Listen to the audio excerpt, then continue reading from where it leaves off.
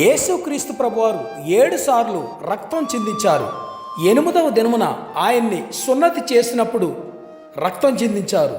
రెండవదిగా గెత్సమనే తోటలో ఆయన చెమట రక్తం వలె చిందించారు.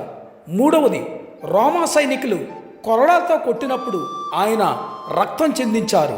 నాలుగవది ఆయన తల మీద 110 ముళ్ళుగల ముళ్ళ కిరీటం పెట్టినప్పుడు 19 ముళ్ళు ఆయనకి గుచ్చుకున్నప్పుడు ఆయన రక్తం చిందించారు.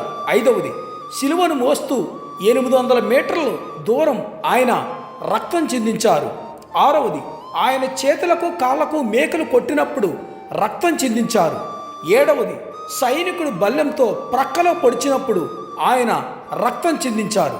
యేసుక్రీస్తు ప్రభువారు పుట్టినప్పటి నుండి ఆయన ఏవేవి ఎరువు తీసుకున్నాడు? యేసుక్రీస్తు ప్రభువారు జన్మించటానికి ఆయన కన్య అయిన గర్భం ఎన్నుకున్నాడు. యేసుక్రీస్తు ప్రభువారు పేతురు దోనె తీసుకుని వాక్యం బోధించారు. యేసుక్రీస్తు ప్రభువారు జనసమూహము ఆకలి తీర్చడానికి 5 రొట్టెలు 2 చేపలు ఒక చిన్న పిల్లవాని దగ్గర తీసుకుని అందరి ఆకలి తీర్చారు. మరొకసారి 7 రొట్టెలు కొన్ని చేపలు తీసుకుని జనసమూహం యొక్క ఆకలి తీర్చారు.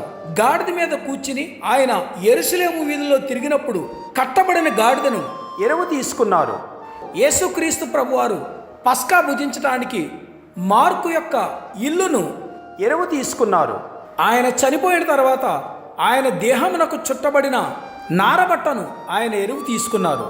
ఆయన చనిపోయిన తర్వాత సమాధిని చేయటానికి అరిమతయి యోసేపు యొక్క సమాధిని ఆయన ఎరువు తీసుకున్నారు. ఆయనకంటూ ఈ లోకంలో ఏమీ లేదు. ఆయన తల్లి యొక్క బాధ్యతను యోహానికి అప్పగించారు. ఆయన అంగీని కూడా సైనికుడికి ఇచ్చేశాడు. ఆయన రక్తం విశ్వాసుల కొరకు ధారపోశాడు. అందుకే మన యేసుక్రీస్తు ప్రభువారి యొక్క జీవితం అత్యంత ప్రత్యేకమైన జీవితం.